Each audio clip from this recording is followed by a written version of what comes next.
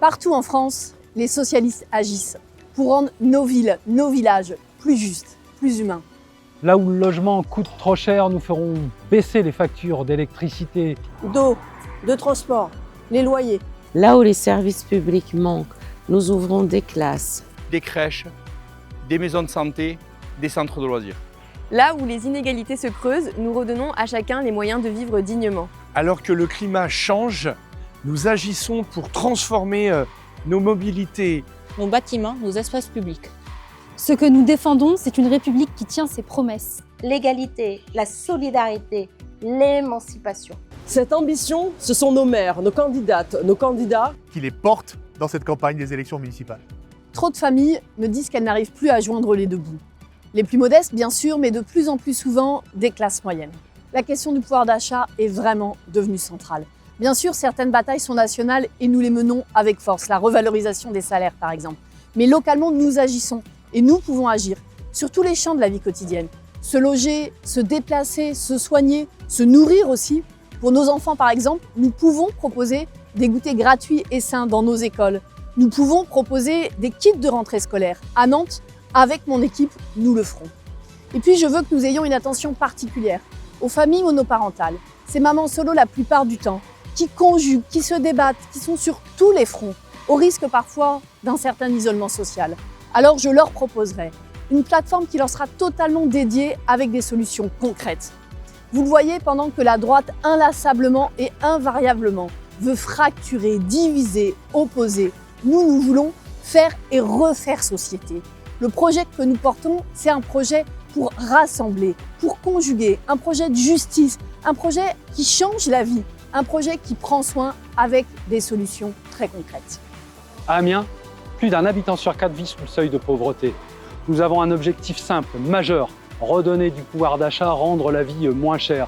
Nous le ferons en diminuant les tarifs de la cantine et du périscolaire. Nous le ferons en rendant les premiers mètres cubes d'eau gratuits. Nous le ferons en connectant plus d'habitations au réseau de chaleur pour rendre le coût de l'énergie, le chauffage moins cher. Nous le ferons en contribuant à créer des emplois plus durables, mieux rémunérés, plus qualifiés.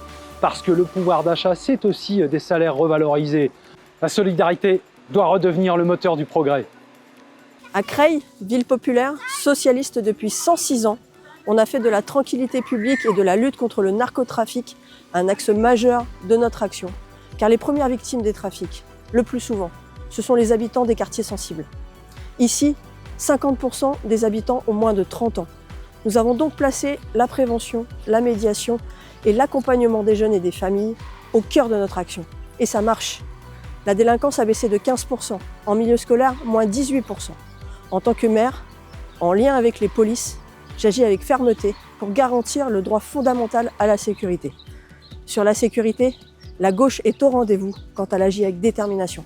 À Montpellier, depuis 2 ans, les transports en commun sont gratuits pour l'ensemble des habitants de la métropole. Et ça permet aux habitants d'avoir une mesure de pouvoir d'achat, de vivre plus dignement et en même temps d'agir pour le climat en réduisant nos émissions de CO2. Et résultat, depuis qu'on a rendu les transports en commun gratuits, plus 25% de fréquentation et maintenant une 5e ligne de tramway pour donner des alternatives aux déplacements automobiles.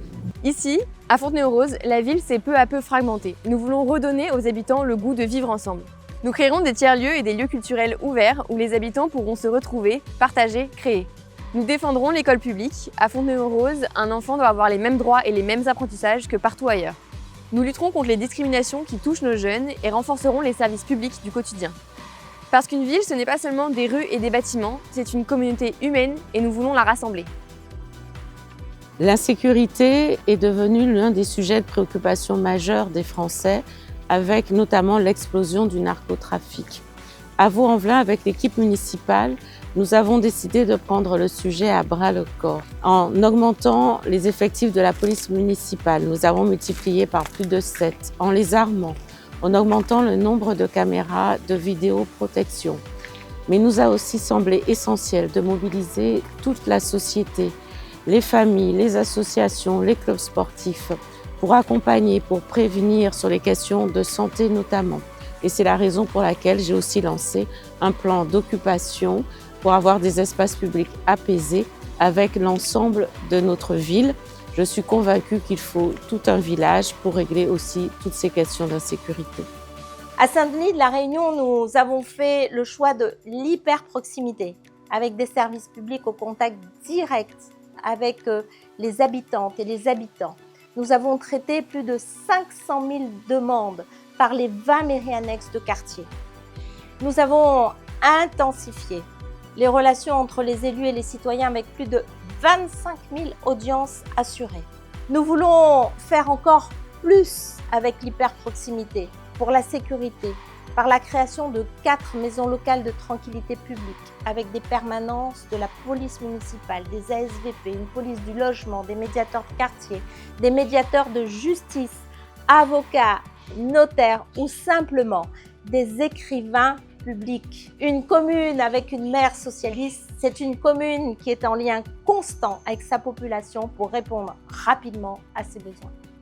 À Hénin-Beaumont, l'extrême droite a confisqué la parole aux habitantes et aux habitants. De fait, ma liste des citoyens, mais aussi des camarades de la gauche rassemblés, on veut leur rendre la parole. Ça passera par plusieurs choses, notamment le référendum d'initiative citoyenne, mais aussi le budget participatif. Les habitants pourront décider de certains investissements dans leur commune. Une ville de gauche, c'est pas que des slogans, c'est aussi une méthode. C'est redonner le pouvoir aux habitantes et aux habitants. Ici, à Morsinx-la-Nouvelle, nous avons décidé de définir des politiques fortes et engagées à destination des jeunes publics dès le plus jeune âge jusqu'à l'émancipation. Création d'une micro-crèche et d'une maison d'assistante maternelle, 1,3 million d'investissements qui nous permettent d'accompagner 24 enfants et leurs familles dans un établissement public. C'est également des actions fortes en matière de pré-émancipation, être capable de permettre à des ados de se réaliser sur des temps d'activité, des temps sportifs, des temps culturels, les accompagner sans discrimination financière. Les parents ont les moyens, les parents n'ont pas les moyens, tout le monde peut participer. Et puis c'est enfin des axes forts, assurer une qualité alimentaire dans notre restauration collective. 60% des produits qui sont utilisés dans notre restauration collective sont des circuits courts ou bio, avec la volonté de créer dans les prochaines semaines une régie maraîchère où 2 maraîchers viendront produire des légumes frais pour nos enfants. Voilà les actions que nous coordonnons sur notre village. Et en matière citoyenne, des propositions comme un conseil municipal de jeunes qui leur permet de mettre un pied à l'étrier pour être de vrais citoyens de demain. Ici à Saint-Étienne, ville de tradition ouvrière, ville minière, ville solidaire, nous voulons recréer les liens sociaux qui se sont défaits. Les liens entre les générations, les liens entre les quartiers, les liens entre les habitants.